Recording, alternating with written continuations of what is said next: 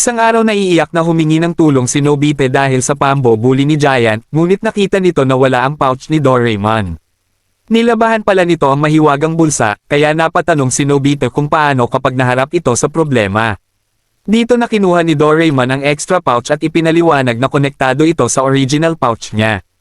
Nagdemo pa ito sa pagkuha ng ilang gadget, subalit giniit ni Nobite na sa huli ay wala rin iyong kwenta dahil maling gadget ang lumalabas sa oras ng problema. Nainis si Doraemon sa pagiging ungrateful nito kaya umalis, ngunit plano lang pala iyon ni Nobita para magamit ang pouch. Matapos itong gamitan ng dryer ay agad nilagay sa tiyan, subalit bago pa iyon magamit ay nautusan agad ng ina na gawin ang assignment. Habang nakikipagkwentuhan si Doraemon sa pusa, kumuha si Nobita ng gadget para sa assignment subalit anywhere door ang nakuha. Pagkapasok nito ay laking gulat ng ang teacher ang makita, at hindi rin nakapalag matapos ipagawa na din ng teacher ang assignment dahil alam na tatama rin ito sa bahay. Matapos ang isang subject ay yung iba naman kaya napagod ito ng husto, at malas niya dahil sunod ring ipinatapon ng ina ang mga basura. Napapareklamo ito sa dami noon, kaya matapos kunin ang anywhere door ay bastang itinapon kung saan ang basura para matapos agad. Para makapunta na kay Shizuka ay kinuha naman nito ang isang canyon, pero matapos paliparin ang sarili at dumaan pa kay Doraemon ay diretso siyang bumagsak kay Giant. Natakot ang lahat kaya napapatawag siya kay Shizuka, hanggang sa mapagtanto na naupuan pala si Giant kaya bogbog ang kanyang inabot.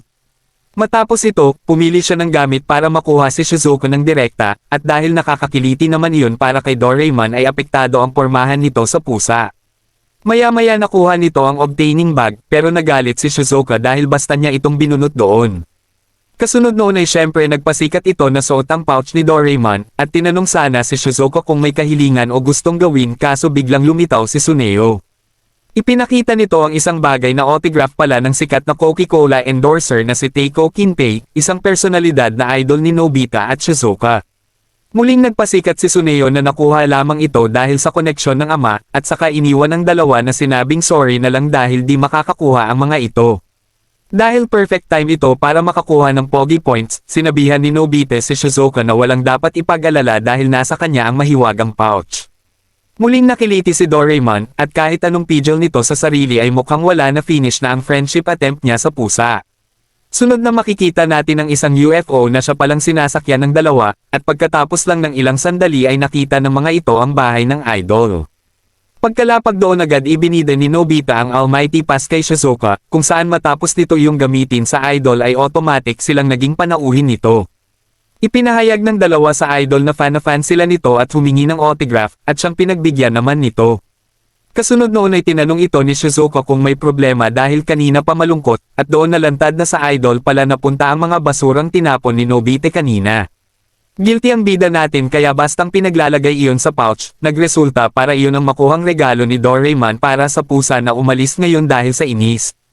Nagalit ng husto si Doraemon sa pakikialam ni Nobite sa gamit niya, kaya sinugod nito ito at talagang galit na galit habang sumisigaw. Natakot ng husto si Nobite kaya pumasok ito sa pouch, kaya inabutan na lang ni Doraemon ang maduming pouch na siyang nilabahan ulit nito. Sa katapusan, parang naghugas kasalanan si Nobite dahil lumitaw ito sa pouch ng sabon di banlaw na humingi ng tawad at di na uulitin. Isang mainit na araw, makikitang abala ang dalawang bata sa panghuhuli ng mga kuliglig.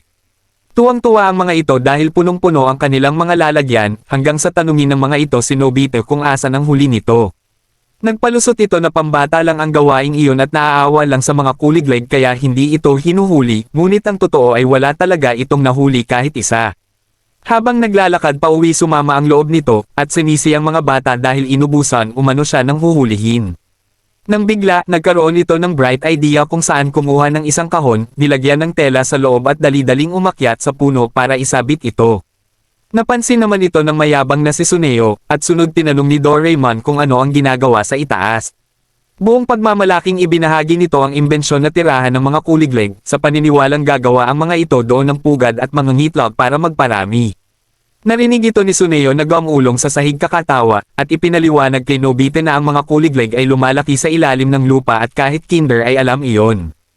Tumakbo ito para imartes ang katangahan ni Nobita, habang ito naman ay nahiya at nahulog pa sa pader matapos mag-attempt habulin si Suneo. Ganun pa man, hindi papayag si Doraemon na mapahiya ang kaibigan, kaya hininto muna nito ang oras ni Suneo gamit ang stopong time machine.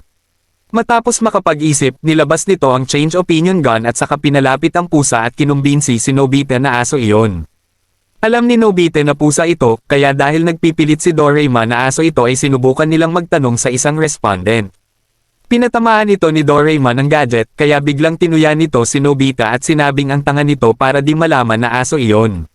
Sinubukan nila sa ikalawang respondent ngunit hinimas pa nito ang pusa dahil aso umano iyon, at nang kusang sabihan ni Nobita ang pusa na magmiyaw ay tumahol ito nang dahil sa gadget ni Doraemon. Naloka na si Nobita at nasabing aso raw pala talaga iyon ngunit doon na sinabi ni Doraemon na pusa talaga ito. Ipinaliwanag nito na ang sinumang tamaan ng gadget ay makikinig sa opinyon niya gaano man ito kahirap paniwalaan, at doon pa lang ng mga ito pinakawalan si Tsuneo sa time stop. Sinundan ito ng dalawa na agad pinagbalita kay Shizuko ang katangahan ni Nobita, sa isip na nangangitlog ang kuliglig sa puno at doon nagpaparami. Agad pinatamaan ni Nobita si Shizuko kaya tinuya nito si Tsuneo, na totoo naman talaga na nangangitlog ang kuliglig sa puno at kahit bata ay alam yun.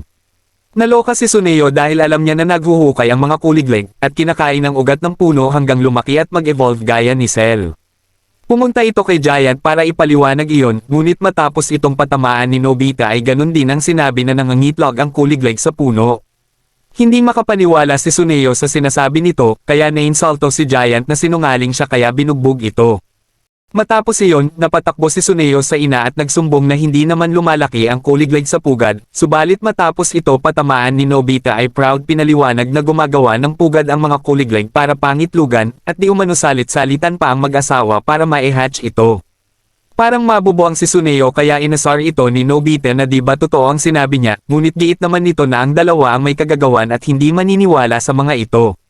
Dahil doon, binulong ni Doraemon ang isang bright idea kung saan sinabi ni Nobita na uso na ngayon ang kuliglig farming, ginagawa pa nga itong pet at marunong din magtagalog. Siyempre hindi naniwala si Tsuneo, ngunit dito na lumipad ang dalawa para hanapin ang mga target at tapusin ang paghihirap ni Tsuneo. Maya-maya, naiinis pa din si Tsuneo sa dalawa ng abutan naman ng guro, na nanonood ng Kuliglig Got Talent at marunong pa magtagalog. Nang ilabas ni teacher ang pet kuliglig na si Semikichi, dito na halos masira ang buhay ni Tsuneo kaya tuwang-tuwa naman ang dalawa. Bilang last resort, gustong makita ni Tsuneo kung nangangitlog nga ba ang kuliglig sa puno, kaya laking gulat nito nang pumunta sa kahon ang mag-asawang kuliglig.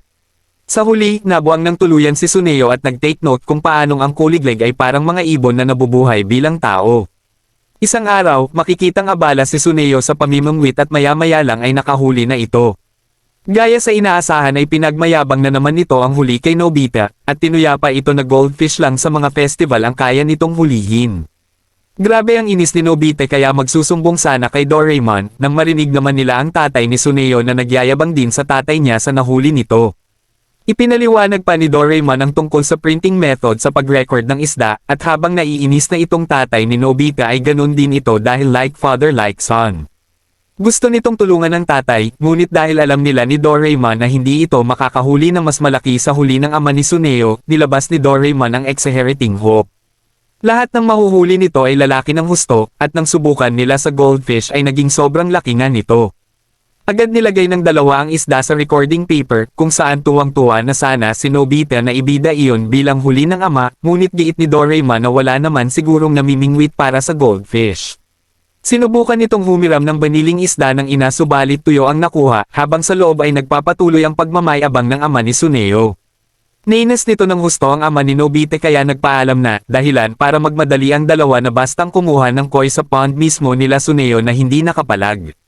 Kaya naman bago pa makaalis ang tatay ni Tsuneo ay binaida na ng dalawa ang umano huling koi ng ama, sobrang laki nito kaya nakisakay na lang ang ama na huli nga niya iyon. Na-offend ng husto ang tatay ni Tsuneo kaya naghamon ito ng palakihan ng huli, isang bagay na di inatrasan ni Nobusuke at nangako pang kung matatalo ay hihigop ng ramen gamit ang ilong. Dahil all set na ang laban agad pumunta ang dalawa sa spot, at determinado si Nobita na tulungan ng ama para di sila mapahiya. Narinig ng mga ito si Tsuneo at nakita nilang nagpapamalas ito ng kakaibang galawan sa pamimingwit. Sa kabila nito, butet ang nakuha nito kaya agad tinapon ng makita ang dalawa.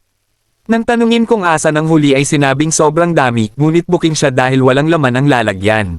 Matapos ipagbalita ni Nobita na mamimingwit din, tinakot ito ni Tsuneo na may legend ng isang si monster sa lawa. Ginamit nitong props ang signboard para gawing makulay ang storytelling, ngunit dahil alam ni Doraemon na sign iyon sa landslide ay tinakot na lang nito si Nobita para hindi mapahiya. Matapos ipahiya ang lampa ay umalis ito, kaya nagalit si Doraemon at ginamit ang gadget. Bigla na lang nakita ni Tsuneo ang higanting alimango, at sa takot nito ay napatakbo at na-print sa recording paper kaya natuwa ang dalawa. Sa panig ng magkatunggali, nagasura na ito hanggang sa ipakita ng ama ni Tsuneo ang world-class na pain para sa pamimangwit. Hindi nagpatalo si Nobisuke habang naghanda na din sina Nobita para sa support, subalit matapos nitong palubugin ang pain ay walang nakuha kahit sa paglipas ng ilang minuto. Dahil dito, pinalitan ni Doraemon ang pamangwit ng gadget at hinuli ang isang parrotfish, subalit matapos ganadong bunutin ng ama ay napatakbo ito sa takot dahil sobrang laki. Hindi naniwala ang ama ni Tsuneo sa kwento nito, habang sa ilalim ay makikitang nahirapan si Doraemon na ayusin ang gadget. Nang bigla na itong bunutin ng ama ay dito na sumabit kay Doraemon ang panghuli, dahilan para matawag nito ang pansin ng ama ni Tsuneo dahil sa laki ng huli. Buong lakas itong binunot ng dalawa kaya natawag na ang pansin ng madla, at nangako pa ang ama ni Tsuneo na hihigop ng ramen gamit ang ilong mamaya. Sa huli, nang itodo ng mga ito ay dito na lumabas ang higanting Doraemon na napagkamalan nilang si Monster kaya nagsintikutan. Isang araw, pilit na hinahanap ni Nobita ang test paper ngunit hindi nito iyon mahagilap.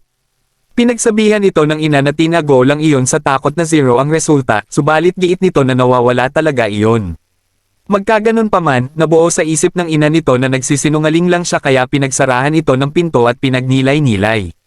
Gaya sa inaasahan ay napaiyak ito kay Doraemon at nagtanong kung bakit hindi siya paniwalaan ng ina, sinagot nito na dahil iyon sa paulit-ulit na siyang nagsisinungaling kaya hindi na mapagkatiwalaan. Na-hurt ang feelings nito kaya nagbanta na maglalayas at wag pipigilan, subalit matapos takutin ito ni Doraemon na tila uulan at magluluto din ng sukiyaki ang ina ay bumigay din, nagtanong kung mayroong gadget na makakatulong sa kanya. Dito na nilabas ni Doraemon ang Snail House, isang makunat na bahay na hindi makakayang pasukin ng kahit sino. Nagtataka si Nobita kung paano kakasya, pero matapos makapasok doon ay nagbigay ng 5-star rating dahil komportable sa loob nito. Maya-maya dumating ang ina nito at nagtanong kung ready na mag-sorry sa kasinungalingan, pero nagulat ito nang wala siya sa loob. Dito na sinabi ni Doraemon na nasa loob ito ng shell at agad naman lumabas, pero matapos sabihan ng ina na patatawarin naman pag nag-sorry ay nagmatigas na walang kasalanan.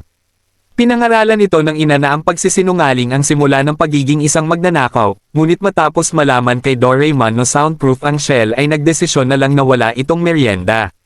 Ganun pa man, umiral ang kapasawayan ni Nobita na sinundan ang ina at kinain ang merienda, at hindi naman siya nito mahuli o magawang palabasin dahil sa tigas ng shell ay walang talab maski nuclear weapon. Walang nagawa ang ina nito at umalis na lang, ngunit kinulit pa ito ng pasaway at nakipaglaro ng The Chase hanggang sa mapasuko ang ina. Lumabas na lang ito para magpahangin, habang giniit ni Nobita na kung hindi tatanggapin ng ina na siya ang nagkamali ay hindi lalabas sa shell. Nagugulat ang mga dumaraan kung paanong isang tao ang nakatira sa isang shell, subalit para sa pasaway nating bida ay maayos ang paninirahan dito dahil walang ingay. Nang dumating ang isang postman pinagsabihan ito ni Nobita na kung may mail para sa kanya ay kanya na ibigay, dahil separated na siya sa bahay na ito at ayaw na magkaproblema sa mga papeles.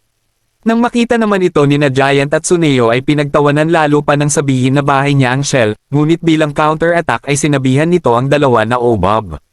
Sa galit ng dalawa ay pinagsusuntok at pinagsisipa nito ang shell, ngunit sa kunat ng depensa nito ay hindi man lang nagalusin si Nobita at tinawag na mahinang nilalang ang dalawa. Binalutan ng King Saki ng dalawa ang suntok at bomb anat, subalit sobrang tindi ng armament ng shell kaya na Marcus Mars therapy ang dalawa. Habang umuulan ay kumakanta-kanta lang ito sa loob ng bahay, at saka tinanong ng ina kung hanggang kailan makikipagpatigasan. Problemado ang ina nito kung kanino nakuha ang ugali, kaya dito napagtanto ni Doraemon na mukhang mali ang desisyon na ginawa niya.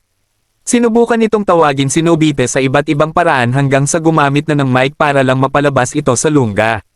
Nagmatigas pa din ito na hindi lalabas kung di aaminin ng ina ang pagkakamali, kaya wala nang nagawa si Doraemon. Maya-maya, dumating si Shizuko at tinanong ang ina nito kung asan siya, at naiinis namang tinuro na ang shell ang kanyang bahay. Pinuntahan ito ni Shizuko at tinawag, ngunit dahil soundproof ay binigay ni Doraemon ang mic para mapalabas ito sa lungga.